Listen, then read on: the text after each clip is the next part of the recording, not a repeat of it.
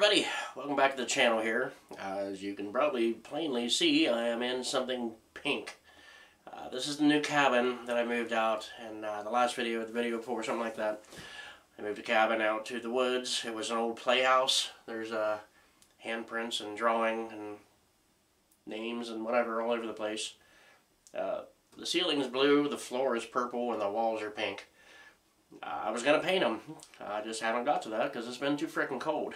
The paint won't set up if it's below freezing, so we had to do something. So I brought this little buddy heater out and I mounted it to the wall, and it's doing okay.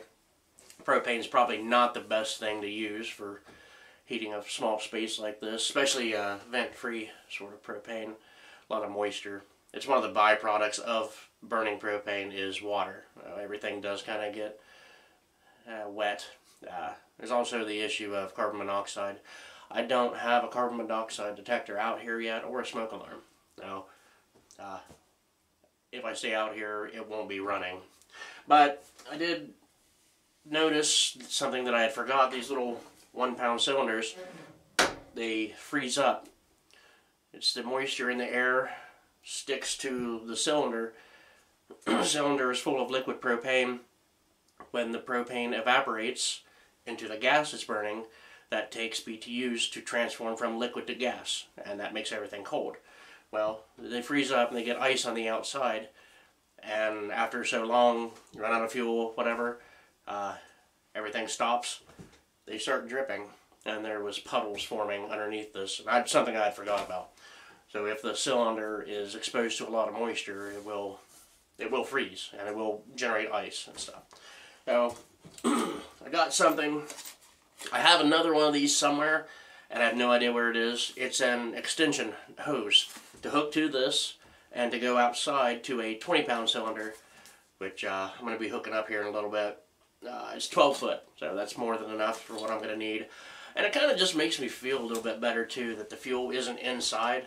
Even though if the hose ruptures, it's going to fill the thing up with fuel. I mean, that's kind of scary, too, but I don't know, there's something about it. If it blows up outside, but I don't think it's ever going to blow up, and I'm not ever worried about that. So there's two ends on here. You see this giant drill bit. That's for this guy. This is going to hook into the bottle. It's got the little star wrench thingy on it, and this is going to hook in to where the disposable cylinders go. There is an adapter so that you can refill these, but it's not really worth it. It's kind of a hassle. This big drill bit is the biggest one that I have, and it's only 15/16, and it's a twist bit, which is kind of weird, but it'll work. I can get that bad boy stuffed down in there.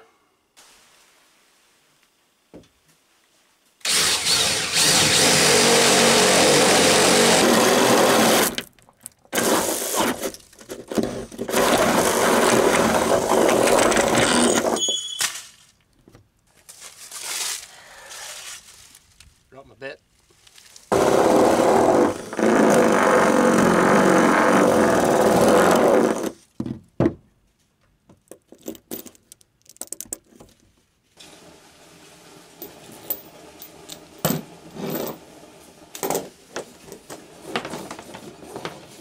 Okay, this is going to be kind of hard to see right here because of the way the camera is, but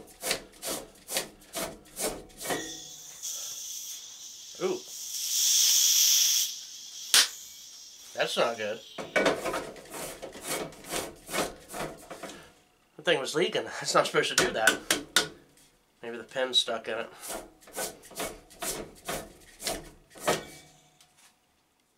There, it's not leaking now. Yeah, wow. That's something I've never experienced before. But now I got the hose, which is the same thread as the bottle. Same thing. This just threads in here. Right hand threads, normal standard threads. Just threads right in until she's about thumb tight. And then we'll go hook up the outside part.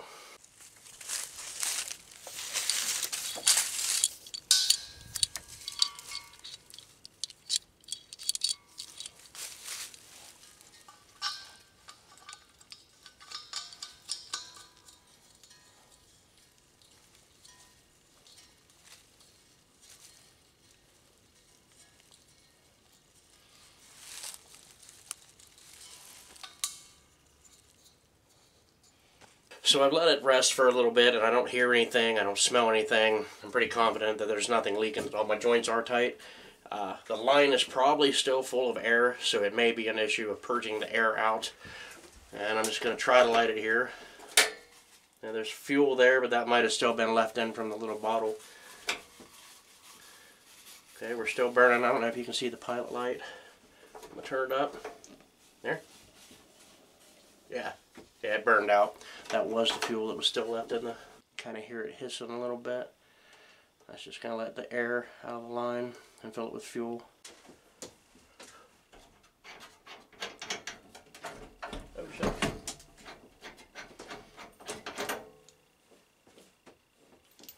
Smells like propane. Let's see if she'll go. Okay, we're starting to get flame now. Hear it? Okay, the pilot light's still working. Let's see if she'll fire up.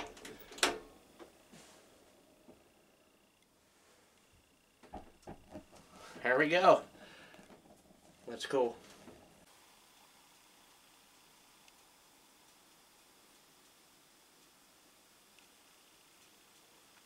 So now all I really need to do is just let it warm up and paint. You hear the heater's doing a good job there. I'm not really a fan of the propane, as I've mentioned, having it in small spaces like this with all the moisture. But a wood burner would be just way too big and way too much of a hassle for this tiny little space. I have considered buying another cubic mini wood stove, which I have one and I love it. Although there's an issue with those, is they're small wood burners. They put off a lot of heat, but they don't last very long. The burn doesn't last long. So in the middle of the night, you're going to get cold, unless you want to get up every hour and a half and add more wood to it, which I've done, and it becomes a pain in the butt. The propane, that's another thing. I don't really want to let that run all night either, so I don't know. It's toss up. So I can throttle the propane way down and kind of keep it okay until it's time to go to bed. Then I can shut it off. Wood burner, well, if you use wood burners and small ones, you know that it's on or off. There's no real in between. You get it full of hot coals and it'll radiate heat for a little bit, but it doesn't last very long.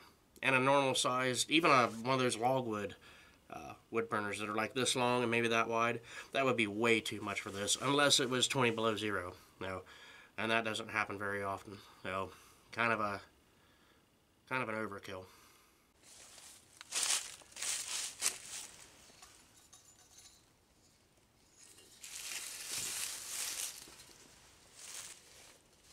Well, I guess the painting's going to have to wait for another day. Just like eating Chipotle and being shy of a toilet, I'm out of time. Regulators, mount up. Hello. Hey. Anyway, guess it's just me. Thanks for watching. As always, have a good one.